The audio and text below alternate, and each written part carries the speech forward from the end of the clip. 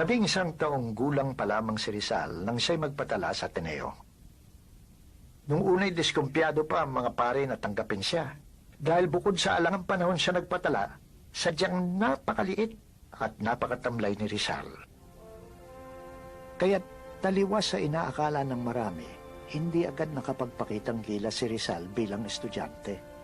Nooy hirap siyang magsalita ng Kastila, isang probinsyanong malayo sa kanyang bayan. Napakaliit kung ikukumpara sa mga kaklase niyang Espanyol at Mestizo, at malumbay dahil sa kapalarang sinapit ng ina. Ginugol niya ang kanyang panahon sa pagsisimba. Mangyari, sa aking pangungulila ay wala akong nalalamang sukat pagbalingan, kundi ang Diyos. Naging masugid din siya sa pagbasa ng mga nobela at akdang pangkasaysayan. Minsay nagawa niyang linlangin ng ama na bilhan siya ng Istorya Universal sa pasubaling kailangan nito sa klase. Napalaya na si Doña Teodora nang magtapos si Rizal ng kursong sekundarya at bumalik sa Ateneo upang magkolehyo. Nang panahong ito'y umusbong ang talino niya sa pag-aaral. Tuwing semestre nakakapag-uwi siya ng mga premyo. Sa ilalim ng matyagang pamamatnubay ng profesor niyang si Padre Francisco de Paula Sanchez, pinatalas ni Rizal ang kanyang pagkatha sa wikang Espanyol. Nakapagsulat siya ng ilang tula at nagsalin ng dulang banyaga na itinanghal sa gabi ng kanyang pagtatapos sa kolehiyo. Noong 1876, nagtapos si Jose Rizal sa Ateneo nang may pinakamataas na grado sa murang edad na 15. Si Rizal ay tahimik na mama. So isinusulat niya, inilalabas niya sa kanyang panulat ang gusto niyang sabihin. Parang ganun. So may talent na siya, tapos marami pa siyang nabasa, so kaya nagsama-sama, naging mahusay na manunulat. Nang tanggapin ni Rizal ang kanyang diplomang Bachelier in Artes at 5 medalya sa gulang na 15, sa halip na matuway, lubha siyang nalungkot. Paalam, magandang panahong di ko malilimot. Sa karimlan ng aking buhay, ikaw ang sandaling bukang liwayway na hindi na muling babati. Paalam, maliligayang oras ng aking naglahong kamusmusan. Nang bumalik si Rizal sa Calamba, umasa si Doña Lolay na tutulungan na lamang niya si Pasiano sa bukid. Ayaw na sana akong pag-aralin pa ng aking ina. Anya, sapat na ang aking nalalaman, at kapag nadagdagan pa ito'y mapupugutan ako ng ulo. Pero nang hinayang si Don Kikoy sa talino ng kanyang anak, kaya pinag-aral ito ng filosofiya sa Universidad ng Santo Tomas.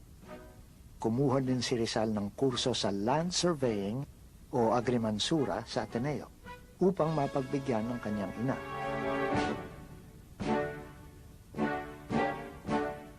Pagkaraan ng 1 taon, nagpasya si Rizal na mag-aral na lamang ng medisina matapos matuklasang nabubulag na ang kanyang ina. Nooy nakilala ni Rizal ang kanyang unang pag-ibig. Isang kolehyalang kasamahan sa dormitoryo ng kapatid niyang si Olimpia. Isang binibining nagngangalang Segunda Katigbak. Siya ay may kababaan ng bahagya.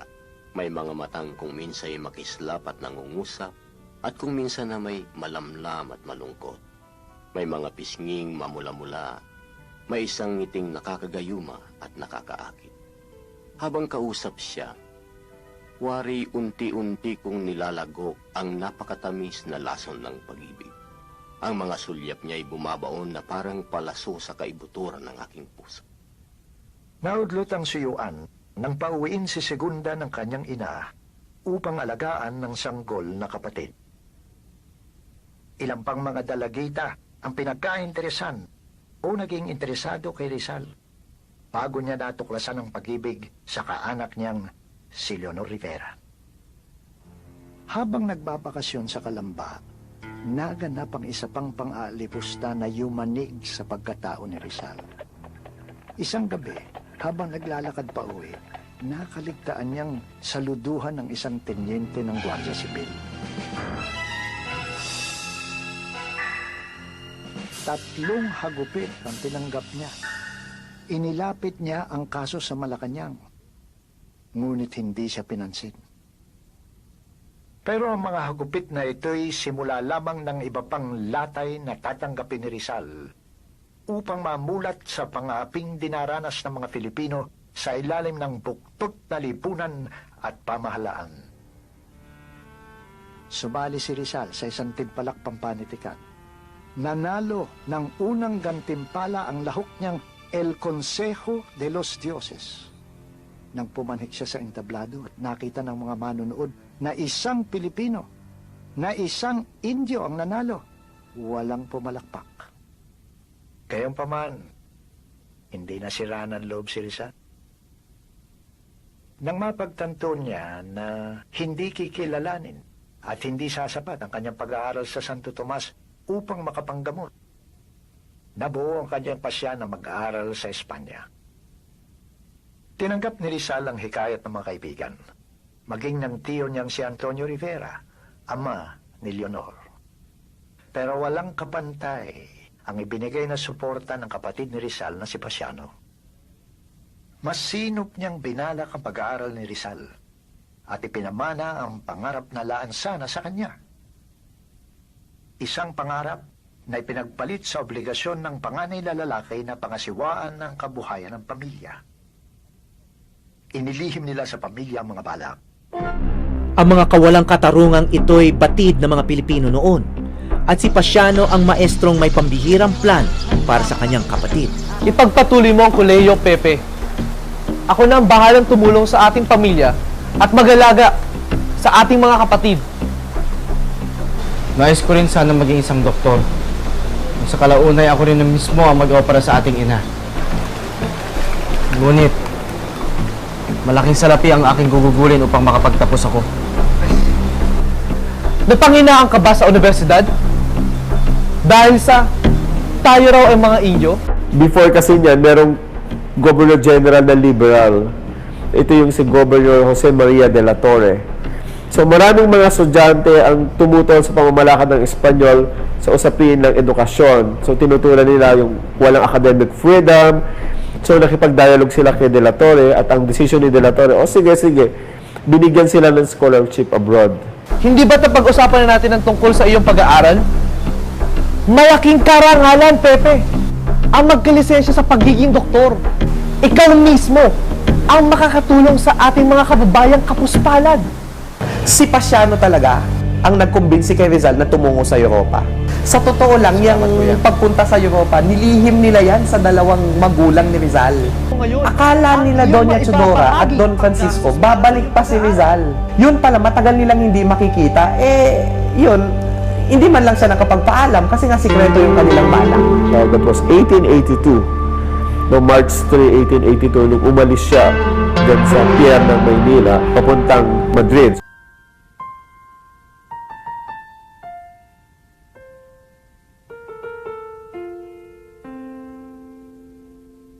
Ginising ako ni Senyor Pasiano ng alas 5 ng umaga upang maghanda para sa paglalakbay.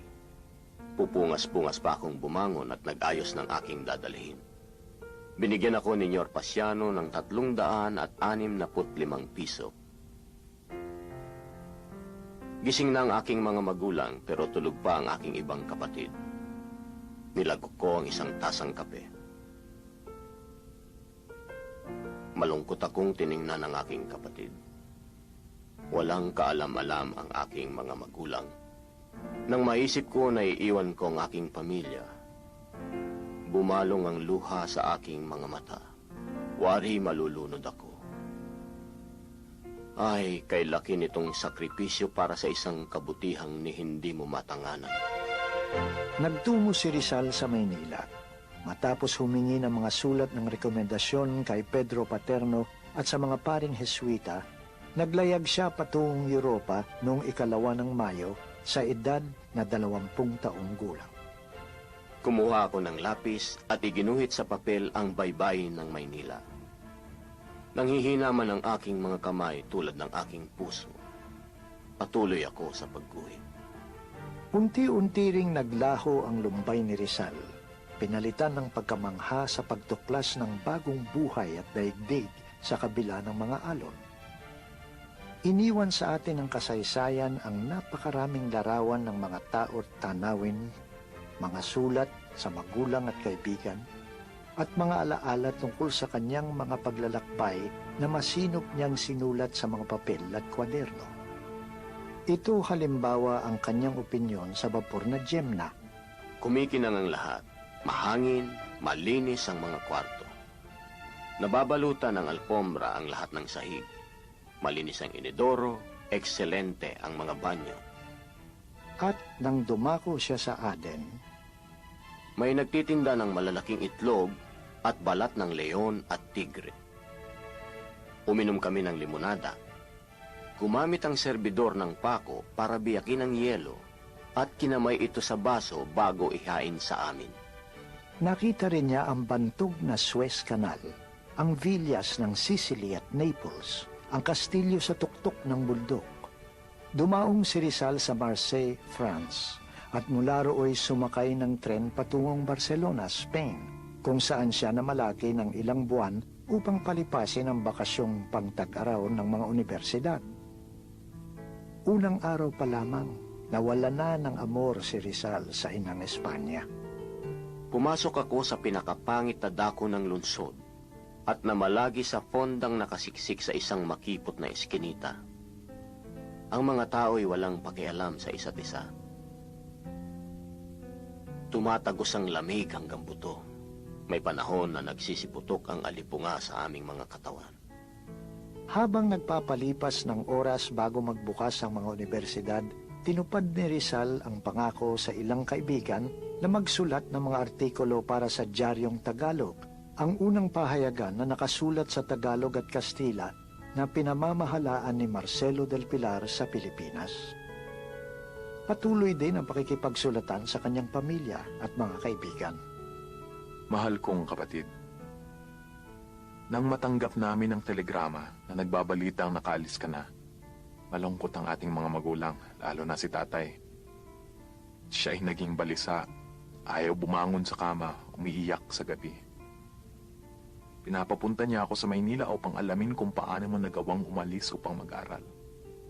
Sinabi ko sa kanya na tinustusan ito ng ilan mong kaibigan, pero nang mapansin kong balisa pa rin siya at nanganganib magkasakit, pinagtapat ko sa kanya ang lahat sa pasubali na siya at siya lamang ang makakaalam niyon.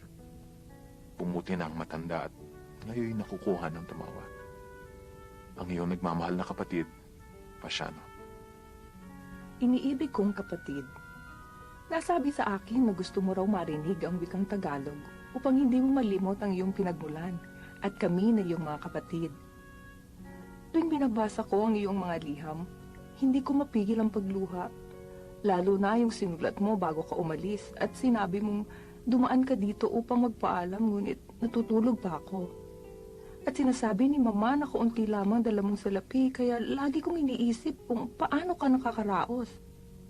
Gawa nito, padadalan kita ng diamanting singsing at isulat mo sa akin kung kanino ko ito maaaring ipadala.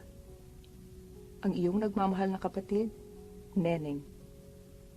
Umabot din kay Rizal ang balita na ipinagdamdam ni Leonor ang kanyang paglisan. Hindi na sila nakapagpaalam sa isa't isa at iniulat ng isang kaibigan ni Rizal na malaki ang ipinayat ni Leonor dahil sa pag-aalala at nagbabalak itong kulayan ng itim ang lahat ng kanyang damit. Mula sa Barcelona ay lumipat si Rizal sa Madrid at magkasabay na nagpatala sa Kolehiyo ng Medisina at Kolehiyo ng Pilosopiya at Letras. Nakuha rin niyang ipagpatuloy ang hilig sa pagpipinta, pagsusulat at pag-aaral ng mga wikang Europeo. Tinipid ni Rizal ang sarili sa maraming bagay, maliban sa libro, tiket sa teatro at kaunting paglilibang. Madrid, 30 ng Disyembre 1882. Senyora Maria, natanggap ko ang maikli ngunit malaman mong liham. Maniniwala ka ba na hindi pa ako naliligo mula noong Agosto at hindi ako pinagpapawisan? Ganyan dito, napakalamig at napakamahal ng paliligo. 35 sentimos ang bawat isa. Ang nagmamahal mong kapatid, Jose. Totoong hindi Madrid ang sentro ng karunungan sa Europa. Madalas reklamo ni Rizal ang gawin ng mga estudyante doon na natutulog hanggang tanghali. Kung gabi na may dumadalaw sa bahay ng mga kalapating mababa ang lipad. Pero mahirap ding sisihin ng mga kabataang mula Pilipinas. Sa unang pagkakataon, malaya sila mula sa kanilang mga magulang sa isang napakalayong lugar kung saan mura ang aliw. Nakasama ni Rizal ang mga Filipinong intelektual tulad ni Traciano Lopez Haina, isang dating estudyante ng medisina na unti-unting kinikilala sa kanyang pagsusulat at pagtatalumpati, at si Gregorio Santiangco, may akda ng El Progreso de Filipinas. Sumapi siya sa Sirkulo Hispano-Filipino, isang samahan ng mga Filipino at Espanyol na nagtitipon sa isang bahay upang pag-usapan ang mga bagay-bagay na may kinalaman sa Pilipinas at maglabas ng isang pahayagan o revista. Bukod sa mahusay na konversasyon, malaki ang motibasyon sa pagpunta roon ni Consuelo Ortega, ang dalagang anak ng may-ari ng bahay. Niligawan siya ni Rizal, at bagaman inakala ng dalaga na napakasaya niyang kausap, ang pinili niya ay si Eduardo de Lete, isang Kastilang ipinanganak sa Pilipinas na magmula nito'y naging lihim ng kaaway ni Rizal. Namatay ang sirkulo dahil sa kakulangan ng pondo at paglaganap ng politikal na kulay na ikinailang ng matatandang Kastila. Di man nila napansin, tumatalab na ang mga liberal na ideya sa kamalayan ng mga Filipinong intelektual.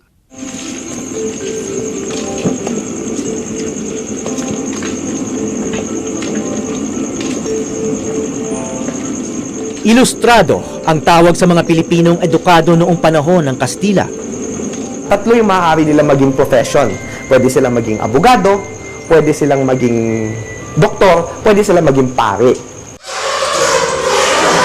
Nung panahon na si Rizal ay lumalaki, nagkaroon ng mga sakit, mga epidemya, na kung saan yung mga pare ay nagdadasal lang, wala silang magawa. At kasi nga, ang naniniwala sila na hindi medisina ang sagot, kundi pananalangin para sa milagro. So, ang nangyari, may maraming nagsabi, gusto kong maging doktor kasi gusto kong gamutin yung mga kababayan ko. Senyor Rizal! Ano na? Kanina ka pa namin hinihintay. Salamat. Musta, Senyor Rizal? Dalgo. Mga kaibigan ni Rizal, marami dyan, mga abogado. Bakit? Salo-salo. Kasi, Salamat. yung mga praile ay patuloy sa pagkuha ng renta sa kanilang mga lupa. Matindi man ang diskriminasyon, marami sa mga ilustrado ang nagpamalas ng angking talino at galing. Sa Madrid, nanalo ng gintong medalya si Juan Luna para sa kanyang mural na Spoliario. Si Felix Resurrección Hidalgo naman ay nanalo ng pilak na medalya para sa Las Vírgenes Cristianas Expuestas al Populacho.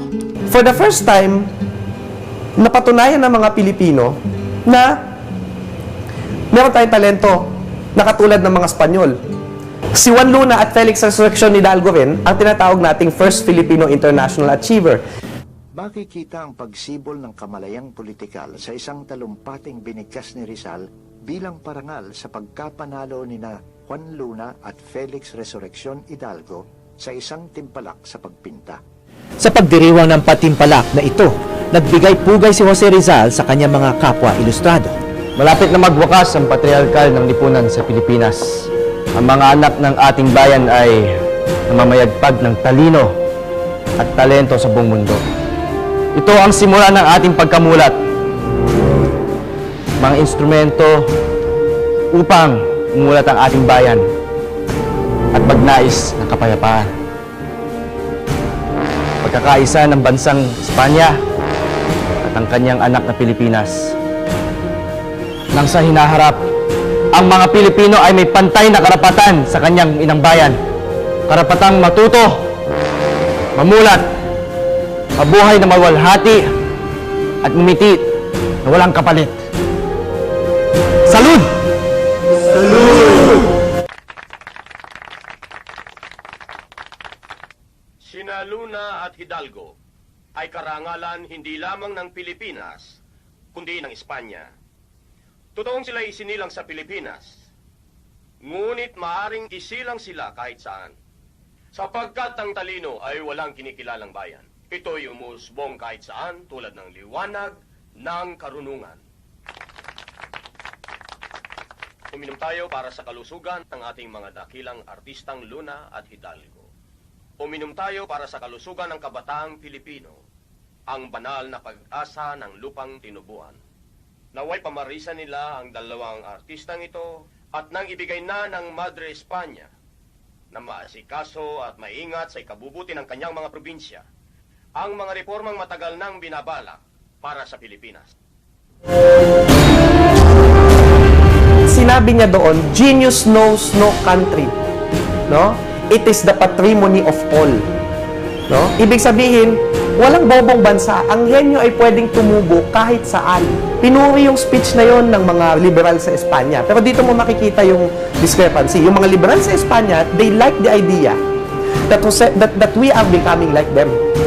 But, the Spaniards in the Philippines, the friars, nung mabasa nila yung speech na yun, sabi nila, makado na tong tao ito. Hindi inakala ni Rizal na mamasamain sa Pilipinas ang isang talumpating pinapurihan ng mga liberal na tao't pahayagan sa Espanya.